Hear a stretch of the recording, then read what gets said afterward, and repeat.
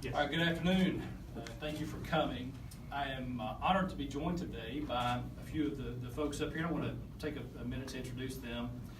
Deputy Assistant Attorney General David Rubicki from DOJ, Organized Crime and Gang Section Chief David Jaffe, Sheriff Shane Jones of Polk County, Acting Resident Agent in Charge Warren Newman with the ATF, Justin King, ASAC with the DEA, our SAC, Diane Upchurch with the FBI.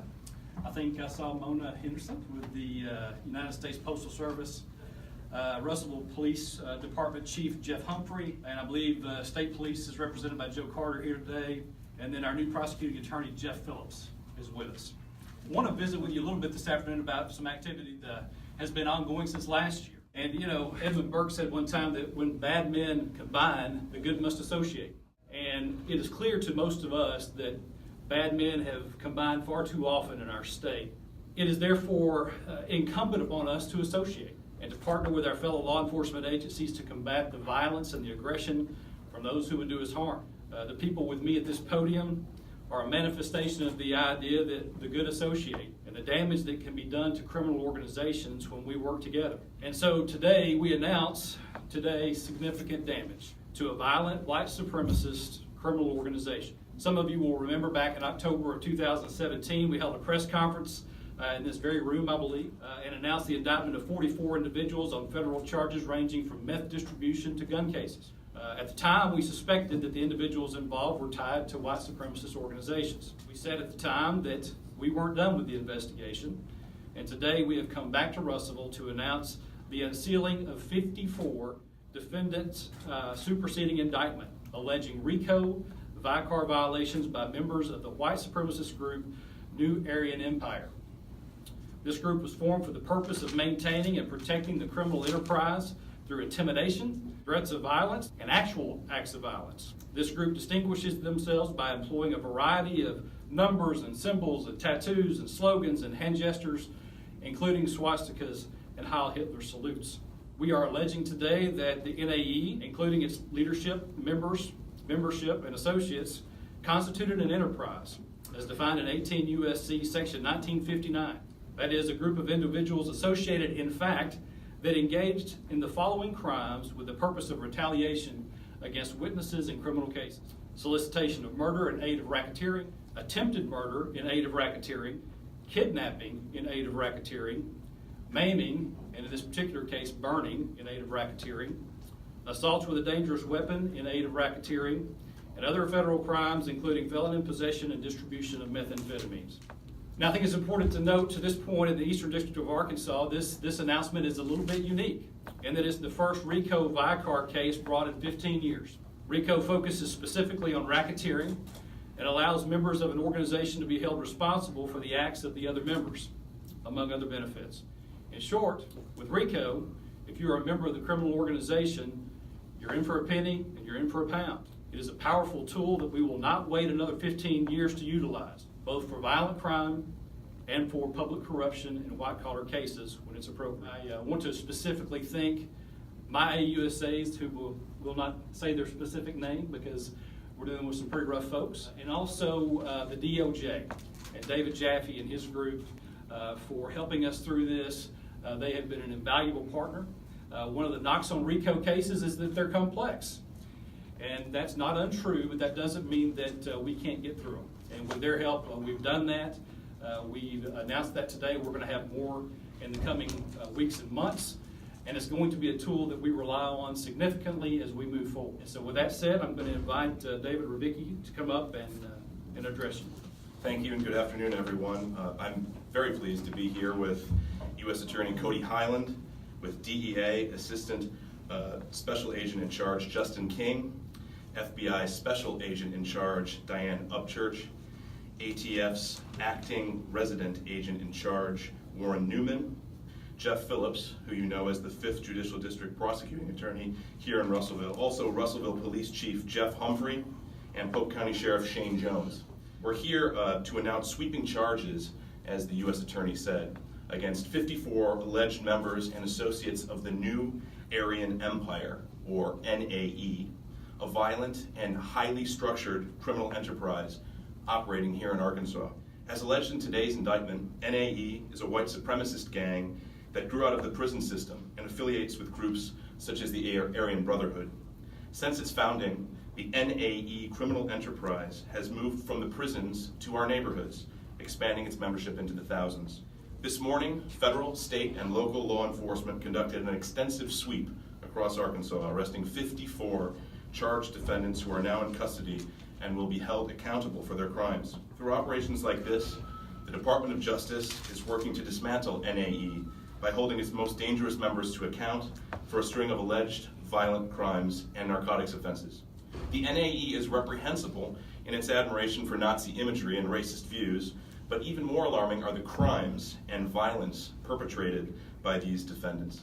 Activities that emulate those of other criminal gangs and enterprises throughout the country, like MS-13, the Bloods and the Crips, and NAE's precursor, the Aryan Brotherhood.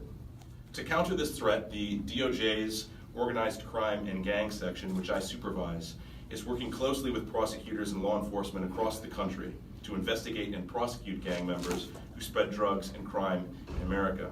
As detailed in today's indictment, members of the NAE engaged in acts of violence in this community in an effort to protect the criminal enterprise and further its goals. This includes allegations of attempted murder, solicitation for murder, kidnappings, beatings, stabbings, often done in an effort to silence individuals the NAE believed were willing to assist law enforcement. In one particularly chilling allegation, a suspected informant's face was severely burned with a heated knife, causing permanent disfigurement. As charged, NAE members also engaged in narcotics trafficking, contributing to our nation's drug crisis by polluting our communities with pounds of deadly methamphetamine. While many of today's headlines focus on the opioid epidemic, methamphetamine remains an all too significant problem in communities across Arkansas. The Criminal Division is determined, with its federal, state, and local law enforcement partners, to continue disrupting and dismantling the NAE and other violent criminal enterprises that destroy our communities with dangerous drugs. I'm exceptionally proud of the prosecutors and the agents who carried out today's law enforcement operations, and I'd like to emphasize that none of this would be possible without the hard work, partnership, and dedication of the prosecutors from the Criminal Division, the U.S. Attorney's Office for the Eastern District of Arkansas, and agents from DEA, FBI, ATF, and of course, our local law enforcement partners here in Russellville and the Polk County Sheriff's Office. They are the real force multiplier on the ground when it comes to operations like this. Violent gangs are a nationwide problem that demand a nationwide solution, and we at DOJ are working shoulder to shoulder with our partners in law enforcement, at U.S. Attorney's offices across the country in sweeping operations like this. This is a great effort, and it really shows what law enforcement cooperation at all levels can accomplish. With that, I'll turn it over to SAC Upchurch. Good afternoon. Well, I think pretty much everything's been said from Cody Highland and from DOJ. We appreciate all their efforts. The NAE is obviously a very violent, dangerous hate group. That's all there is to it. And we are very happy that, the FBI has all these great tools to use, including RICO, to deter and disrupt these kinds of violent groups. And we could not have done it without our partners. So we come up here and basically thank you all for all the hard work that each of you have done and all the great men and women in each of these organizations. Thank you. Good afternoon. My name is Justin King. I'm the Assistant Special Agent in charge of DEA out of Little Rock. First, I'd like to say thank you to all the collaborative agencies who worked on this investigation, and I'd also like to say thank you to all the investigators, the federal, state, local. To get to this point, the amount of work that has to go in on something like this is phenomenal. And also the prosecutor, to have the guidance and the direction to go in this direction. This is a monumental task to get to this day, but it has to be done because these people perpetuate violence and push poison into our communities in order to stay in power and intimidate people. And we'll do everything in the power of the DEA and the Department of Justice to root them out, prosecute them with the full extent of the law. The other thing I'd like to highlight that, as was said earlier, is methamphetamine is still one of our biggest problems in the United States of America. The opioid crisis does, rightly so, get a lot of attention. However, the amount of methamphetamine that comes into this country on a daily basis and comes across the southwest border. The price continues to go down, the purity level continues to go up, and the availability is at a staggering rate. And we cannot combat this without using the full extent of the law and without our federal, state, and local collaborative efforts. Thank you. Good afternoon. On behalf of myself and Jeff Phillips, the prosecutor for the 5th Judicial District, we would like to thank the folks that were involved to bring this case to where it is today. And we look forward to working with these agencies down the road. So thank you so much.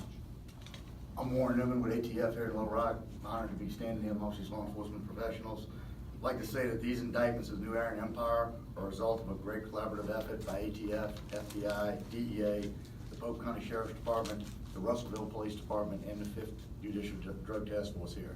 These indictments reflect a major disruption in the new Aryan Empire in our community, and this spills over into the whole Arkansas River Valley. Recognizing and neutralizing these organizations is vitally important in our community. As a result of this collaborative effort, we have effectively dismantled a violent drug dealing organization and sent a clear message that ATF and our law enforcement partners have an unwavering commitment to hold accountable those individuals who insist on creating an atmosphere of violence in our community. The guns we brought here today are just a mere fraction of the guns that were seized during this operation. This investigation demonstrated the long and storied history that we have with Polk County Sheriff's Department and Russellville PD and the federal law enforcement partners here in the Arkansas River Valley. And I'd like to thank all the agencies involved. This joint effort has made this community much safer. Good afternoon. I'm Mona Hernandez, U.S. Postal Inspection Service. We have one of the most aggressive U.S. Attorney's Office in the country. So I want to first and foremost tell them thank you, as well as FBI, DEA, and ATF, and our other federal, state, and local law enforcement partners for their dedication and commitment to making Arkansas a safer place to live.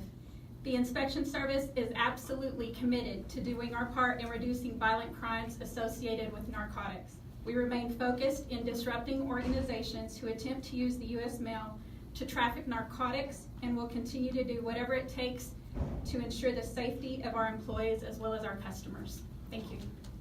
All right, we'll open it up for some questions. Obviously, we can't talk details. I think most of you have a copy of the indictment in front of you with a significant number of facts in that. We'll leave most of those facts for your reading, but be happy to try to answer questions that we can.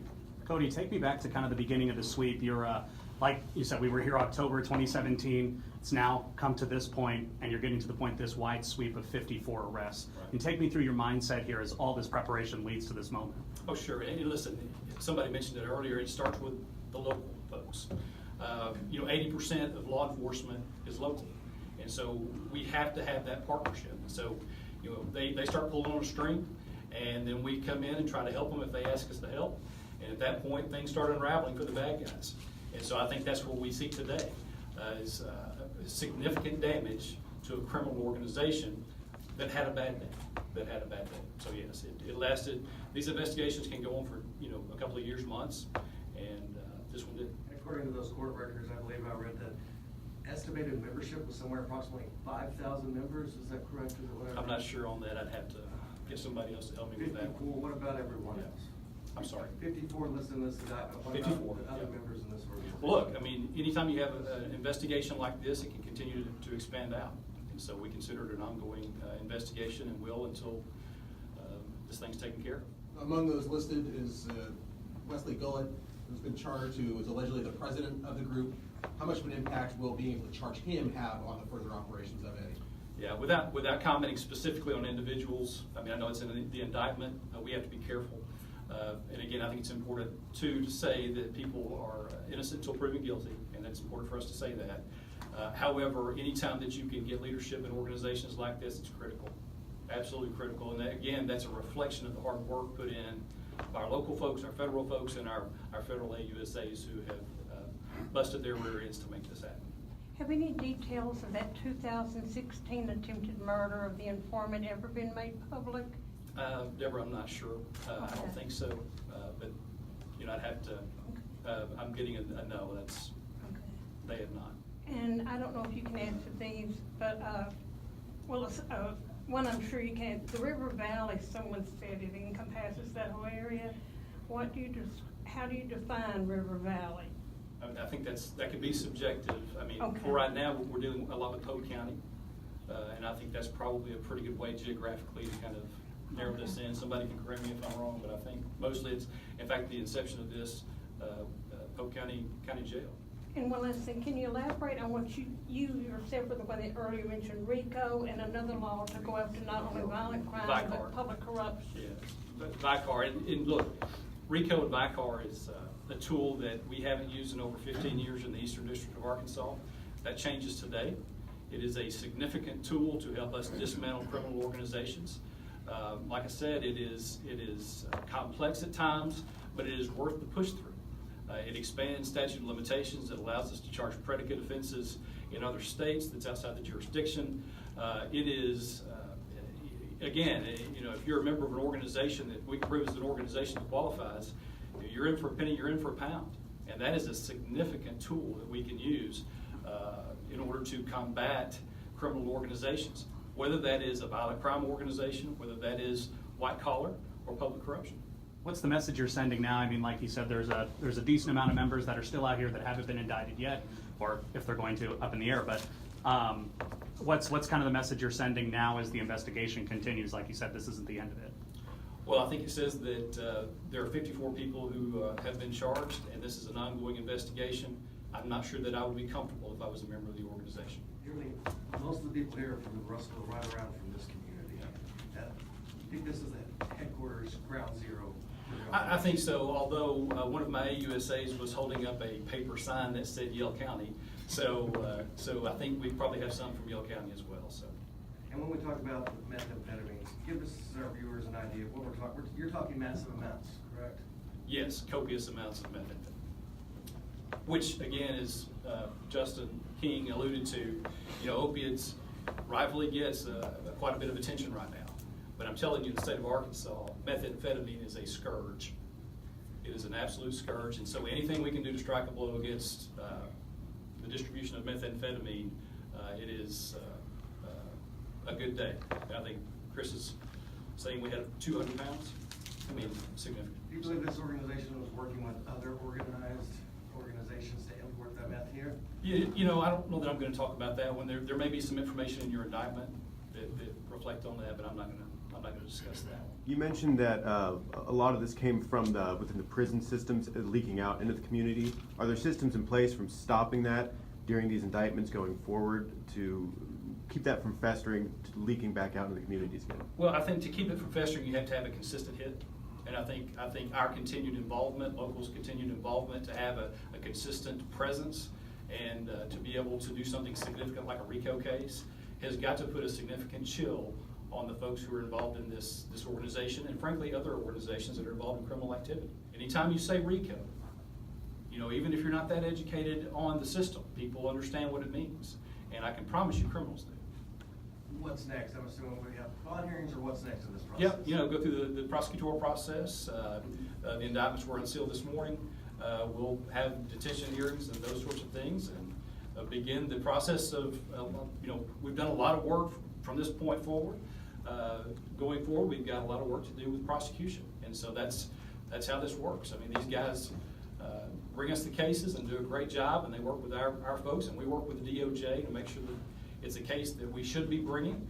And once that decision's made and indictment's been received, that's when the real work begins for our office. And look, I can't say enough about my AUSAs. They are neurotically productive and do an incredible job. And in addition to that, they are committed to their community, and that is it's an incredible. You ask these folks that are up here who get to work with them. They are the tip of the spear for what we do, and what we do matters. What we do matters for communities. It matters that we get up every morning. It matters that we do our job right. We have people in our office who do just that, and so I'm proud to work with them.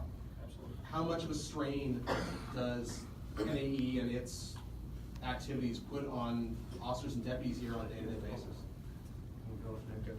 Well, I took office January 1st, and before I took office, I took some advice from the elected who had been there over 20 years, and I asked him the number one problem that he saw going forward, and it was this group. So that's the best I can answer. That pretty much says it all. He's watched them develop, he's watched them grow, and I hope he hears about this because he's going to be happy. Well, I appreciate you being here. Again, this is a good day for the good guys, a bad day for the bad guys, and we need more of these. And again, proud of the people that we're standing up here with, great partnerships, and we look forward to seeing you again sometime soon. Thank you. Thank you.